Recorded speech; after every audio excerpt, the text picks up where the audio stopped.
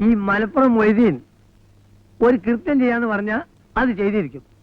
ഈ ക്ഷമിക്ക്, ഏറിയ ഒരാഴ്ച. അത് കഴിഞ്ഞാലോ? അത് അന്നേരം ആലോചിക്കാം. ആ അസീസെ, ഇത് നല്ല ടേസ്റ്റ് ഉണ്ടല്ലോ. ഇത് എവിടുന്ന് വേങ്ങി? ഹോട്ടലിൽ നിന്നാ. ഈ ഇങ്ങനെ ബുദ്ധിമുട്ടുന്ന ദിവസം ഓരോ കോയിനെ വാങ്ങി തന്നാ പോരെ നമുക്ക്? ശരി, അത് പറയാൻ വിട്ടുപോയി. ഇവ നല്ല അസലായിട്ട് വെക്കും. നമ്മള് മഞ്ചേരി മദീന ഹോട്ടലിലെ മെയിൻ കുക്കറല്ലേ ഇതോ? അത് വെറും സൈഡ് ബിസിനസ്. മെയിനി കളയും കുസ്തി ഉറപ്പിക്കലായിരുന്നു. ഒരാളോട് ഒരു സംഗതി പറയുമ്പോ അത് വിശദമായിട്ട് പറഞ്ഞു കൊടുക്കണം. അല്ല, അസീസ് കേൾക്കണം. മഞ്ചേരിയിൽ പണ്ടൊരു കുടിയൊഴിപ്പിക്കലിന് പോയിന് ഞാൻ. അന്ന് എനിക്ക് സ്ഥിരമായിട്ട് സ്പെഷ്യൽ ഭക്ഷണം ഈ മദീന ഹോട്ടലിനാണ്. നല്ല അസല് ഭക്ഷണം. ഞാനിവനെ പൊന്തിച്ചു വരല്ലോ. നല്ല അസല് കുക്കറാ. അതാണ് ഞാൻ ഇവനെങ്ങനെ ശിഷ്യനായിട്ട് കൊണ്ടിറക്കണേ. ആ നന്ദി ഇവനുണ്ട് കേട്ടോ. ഈ മൊയ്തീനിക്കാന്റെ ഓരോ തമാശകള്.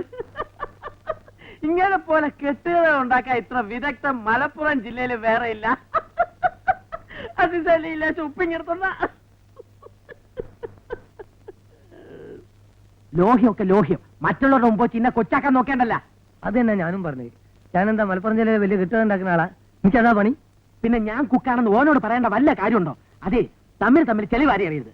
എടപ്പാൾ ഒരു തമ്പുരാട്ടിയുടെ ദേഹത്തെ ജിന്നാണെന്നും പറഞ്ഞ് നിങ്ങളൊരു കള്ള മന്ത്രവാദിയായിട്ട് പോയിട്ട് നാട്ടുകാരെ പിടിച്ച് പോലീസിൽ ഏൽപ്പിച്ചത് ഞാനിവിടെ വിളിച്ചു പോയൊന്നുമില്ലല്ലോ. അപ്പൊ നമ്മളെ എന്താ? അല്ല, ഈ എടപ്പാട് ഭാഗത്ത് എനിക്ക് പോലീസിൽ വലിയ ഹാൻഡാ.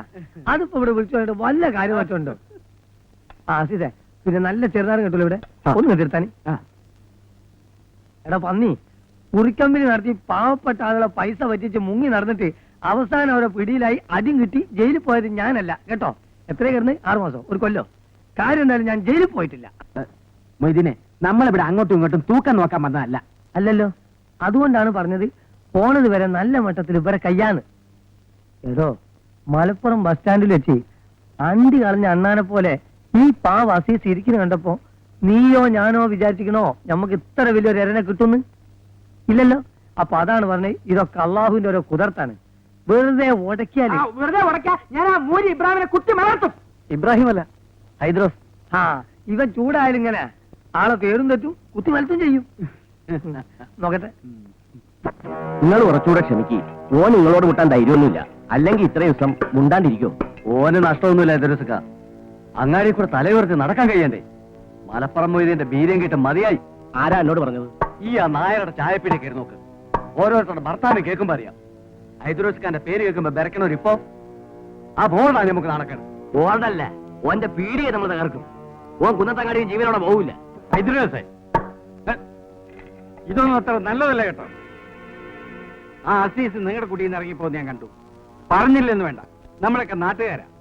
അങ്ങാടിയിൽ നിന്ന് അവൻ ഇപ്പോഴും വീമ്പിളക്കുന്നുണ്ട് നിങ്ങളുടെ മോളെ കെട്ടുവന്ന്.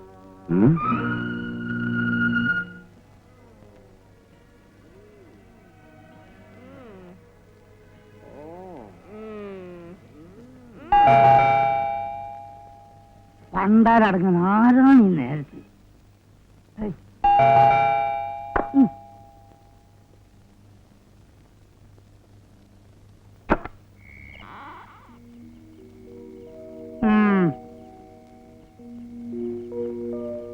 എന്താണ്ടി രണ്ടിനും കൂടി കെട്ടിയെടുത്തും കൂടെ കൊണ്ടുവന്നിക്കണ്?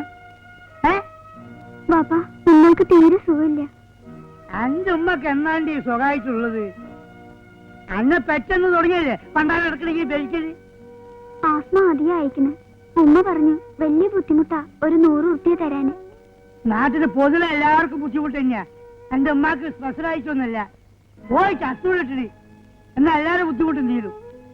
ബാപ്പാ, അവിടെ നിർത്തി ഞമ്മക്ക് ഇനി ആപിടിയാക്കണ്ട. രണ്ടിറങ്ങി ഇനി പോടി അവിടുന്ന്. എന്താ നോക്കണ്? ഇനി ബാപ്പാന്ന് വിളിച്ചിട്ട് ഉമ്മാന്റെ കാര്യം പറയും. ഈ പണി ഇങ്ങോട്ട് കയറിപ്പോയത് എന്തായാലും നോക്കിയിട്ട് പോടി. പറഞ്ഞു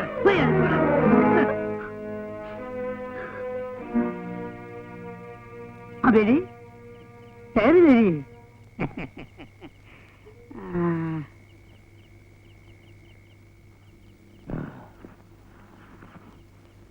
നിങ്ങളെ അത്യാവശ്യമായിട്ടൊന്ന് കാണാൻ വന്നതാ. എന്തേ പൈസ വല്ലതും വേണോ? മടിക്കണ്ട, പറഞ്ഞോളി. അങ്ങാടി നടന്ന കച്ചടിയൊക്കെ നിങ്ങളും കണ്ടതല്ലേ. ഇപ്പൊ ഞമ്മക്കും ബാസിയാ. പണ്ട് ഇങ്ങളൊരു കാര്യം പറഞ്ഞില്ലേ, അന്ന് ഞമ്മളൊന്നും പൊട്ടിയില്ല. ആ ഒക്കെ ഓളുടെ നസീബായിരിക്കും. ആമിനാനെ ഇങ്ങക്ക് നിക്കാഹ് കഴിച്ചു എന്ന എന്താണെന്ന് ഞമ്മക്കൊരു തോന്നല്. വെറുതെ നേരം വൈകിക്കണ്ട. ഇനി ഇങ്ങക്ക് ഞമ്മക്കതിന് സന്തോഷമേ ഉള്ളൂ. എന്നാ ഞമ്മളതങ്ങ് ഉറപ്പിക്കുക.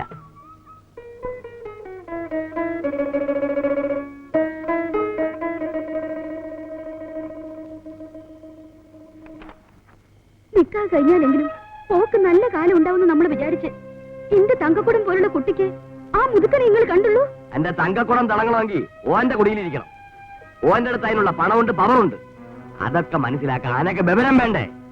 നമുക്ക് വേണ്ട ഓന്റെ കൈ. ഓൾ ഇവിടെ കഞ്ഞി കുടിച്ച് കഴിഞ്ഞോളൂ. ഞമ്മക്ക് വേണം. ഓനൊരു മോളുണ്ട്, ആമിനന്റെ അത്ര. അതിനെന്താന്ന് ഓ ആണല്ലേ ഓനെ വിടുക്ക്.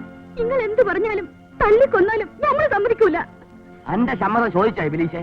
മുന്താണ്ടിരുന്നു വടക്കോയി കൂവണ്ട.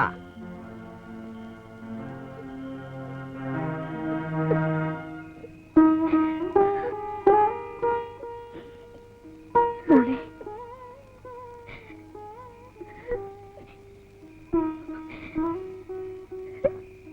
എനിക്ക് നിക്കാഹ് വേണ്ടുമ്മ. നമ്മൾ നിക്കാഹ് കഴിക്കൂല. അനക്ക് ഇഷ്ടമില്ലെങ്കിൽ വേണ്ട മോളെ.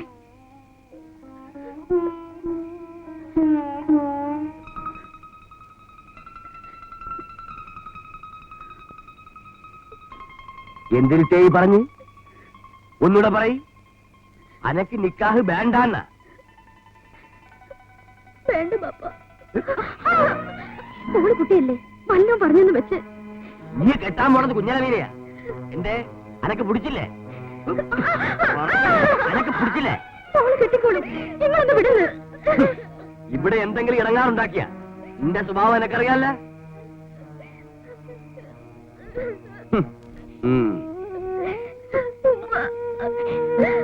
ആരില്ലാത്തവർക്ക് പഠിക്കാനുണ്ട് മോളെ. മോള് കരയല്ലേ?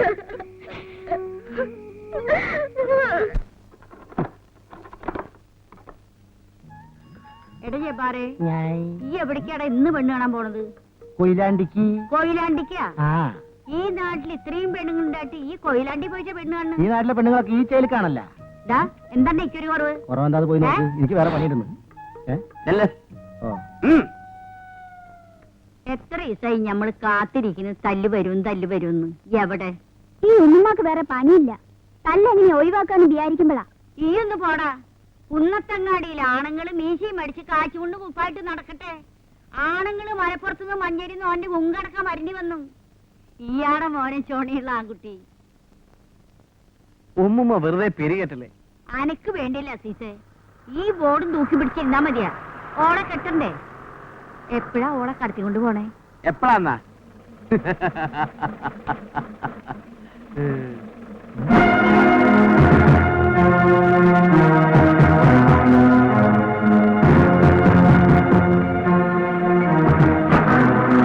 അസ്സലാമലൈക്കും. നിങ്ങൾ വരി. ഇത് പോയി